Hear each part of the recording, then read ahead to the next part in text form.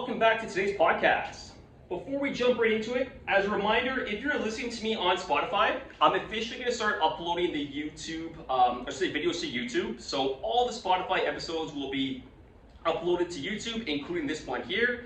So you want to kind of check me out there and see my face as I give the presentation, feel free to check me out. If you want to see my face, don't worry, no offense taken. And I'm still more than happy that you're listening to me on the pod. So in today's episode, what we're going to talk about is shoulders.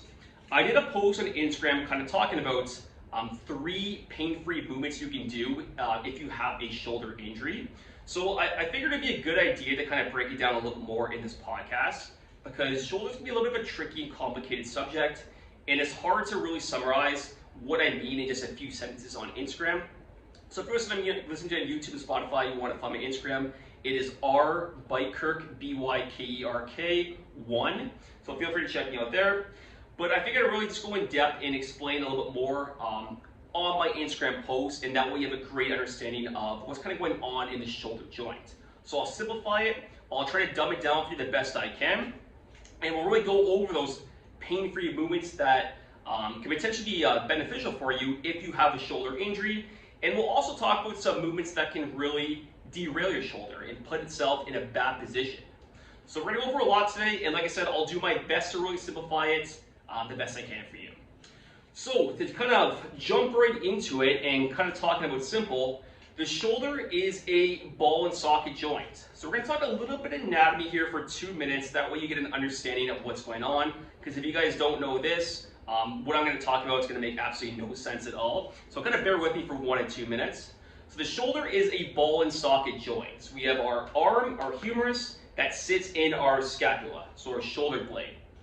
And the mechanism behind injury, it's really this simple sometimes. It's keeping the ball, we want to keep the ball centered in the socket. And if the ball is not centered in the socket, let's say it's riding up, it's riding forward, that's where we kind of get our injury, and that's where we kind of get some trauma to our tissues. So it's pretty simple in that sense, where we got to try to keep the ball centered in the socket. What's not so simple is kind of finding out the movements that may trigger it, and that's what we're going to talk about today and really break it down. So there's 2 things I want to talk to you about, and they're a couple big words, so don't worry, we'll break them down right now. But it's something called arthrokinematics and osteokinematics. So let's start with osteokinematics first. That's like the gross movements of the joint. So think of like, if you've ever heard of like flexion, extension, inter-rotation, external-rotation, abduction, adduction, that'll be osteokinematics. So basically the gross movements. So for example, if we're going to push up, we go to the ground, that'd be called shoulder extension as the arms go past the body or even relative to the body, and we push ourselves upright, that'd be shoulder flexion. So that's kind of like the osteokinematics. The arthrokinematics is what's going on inside the joint. So kind of that roll, slide, glide, is the ball kind of riding forward too much? Is it sliding too much? And that's generally where the injury mechanism occurs a lot in shoulder, is the arthrokinematics, so what actually happens inside the joint. And that's what we're going to break down right now. There's 2 main movements occur inside the joint that really cause this injury mechanism. And that's when the ball rides forward in the socket, so it rides forward the socket, and we'll talk about what can kind of cause that in just a minute. And the ball rides upwards in the socket. So if it rides forward or upwards, we're really going to be impinging on some passive structures, whether it's your labrum, the tendon, the ligaments. That's where we can kind of get that injury if we don't have that ball centered in the socket and it's gliding kind of too far in one direction. I hope that makes sense, because that's called the arthrokinematics, kind of what goes inside the joint when we're performing our exercises, like our push-ups, our bench press, or overhead press. So arthrokinematics is super important. So let's talk about a few movements that can potentially trigger that anterior glide. So that's called the anterior glide when the ball rides forward in the socket, or the superior glide where the ball rides up in the socket. So I'll list the exercise right here, and we'll break them down one by one. A few movements that can potentially trigger this: dips, a full range of motion bench press or push-ups, an outstretched chest fly, an overhead press, and there could be a lot of back movements as well. We'll kind of talk about just more the chest and shoulder movements for today's episode. So dips. When our arms are behind our body, that's called shoulder extension. And if we go too low in a dip and our elbows get a little bit too high and the shoulder kind of dips down, so kind of more in that bottom range of the dip, that can cause the ball to ride forward in that socket, especially if we don't have what's called that good shoulder extension. So kind of the shoulder blade tips forward when we get too low, and the ball, because we're running in a room, we have to kind of glide forward because there's basically no other place to go. So your best bet for a dip would be stop it about 90 degrees at the elbow relative to the shoulder, or even maybe just not perform a dip altogether if that motion triggers you. For myself, that motion actually does trigger my shoulder because I do have a little bit of anterior and superior glide. So that's something that I don't do. So kind of figure out what motions or what movements hurt for you, and you would definitely want to try avoid doing them in the meantime. And then also you want to get checked out by physio, chiro, and then kind of work on the movements you can while maintaining a good training effect. So that's the first one, is dips potentially. A full range of motion bench press, kind of similar. When we're going down in the bench press, and let's say we don't have again that good full shoulder extension, we just keep going back.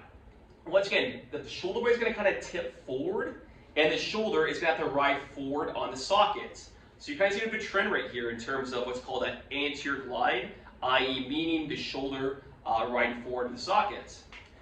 Same thing as push-ups. We go too low, it's the exact same thing as the bench press, guys. So think of the same mechanism. When we go too low in a bench press, we kind of bring our chin towards the ground and our elbows are past the body. Again, that can cause that ball to ride forward in the socket.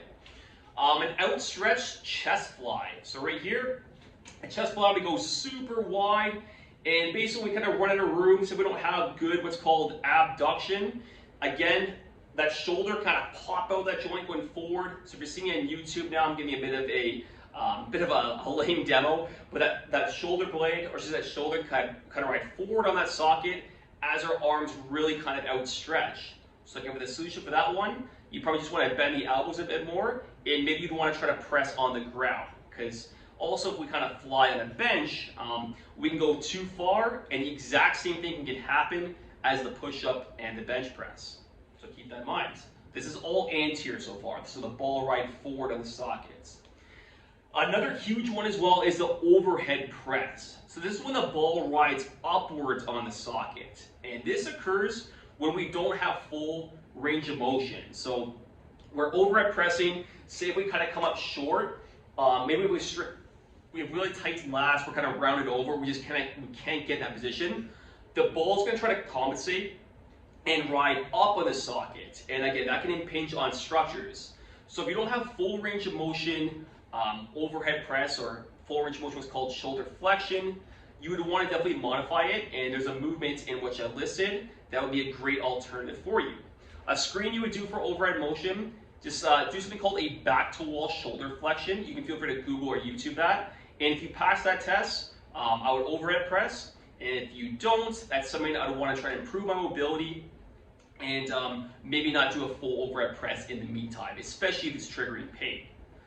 So I hope that kind of makes sense in terms of what movements can kind of trigger the ball ride forward in the socket and the ball ride upwards. I'm sure some of the movements I listed, you're probably thinking, ouch, yeah, that hurt my shoulder, whether it's dips, or maybe an outstretched chest fly when we don't have our elbow bend, or maybe we went too low in a bench press or push-up, or overhead press. These are key movements, right, that can trigger that injury, and I hope you see now what kind of triggers the injury mechanism to it, and that's the ball ride forward or up on the socket. So now, let's kind of talk about what are 3 movements you can do that hopefully limit these pain, I should say. And I post this on Instagram, so I'm rbiker1. So if you're listening to this podcast and you never saw my post, feel free to check that out. But a great one you can do is a landmine press. So landmine press, this would be a great one for you if you don't have the full overhead range of motion and you get that superior glide, so the ball ride forward. I go with the landmine press, it's almost on a bit of it's not horizontal, but it's not vertical. It's kind of somewhere in the middle. So generally people can kind of press pain-free in that range. And I love it too, because we get these shoulder blades kind of wrapping around the body, which is going to kind of trigger something called upward rotation. And generally speaking, it's going to help improve a little more space in the joint, and we just kind of got the biomechanics flowing a little bit better.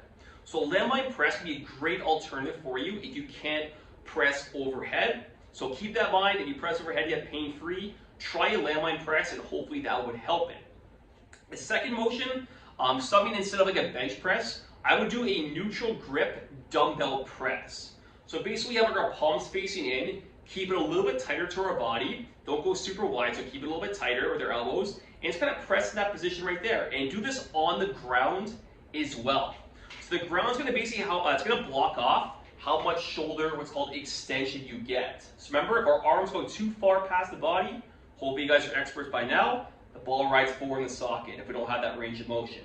The ground's gonna limit how far you can go, and if we don't go super wide as well, that's another mechanism. We go too wide into what's called external rotation abduction. The same thing kind of trigger that ball ride forward. So narrow the grip a little bit, go palms facing in, and that's just gonna create a little more space in the shoulder joint when you press. So a neutral grip press is a great alternative to something like a bench press if you do have any sort of shoulder pain during that motion. The third one as well, I've actually put in a push-up here, but a variation to a push-up. So we're gonna do a block push-up, which is a try a block push-up.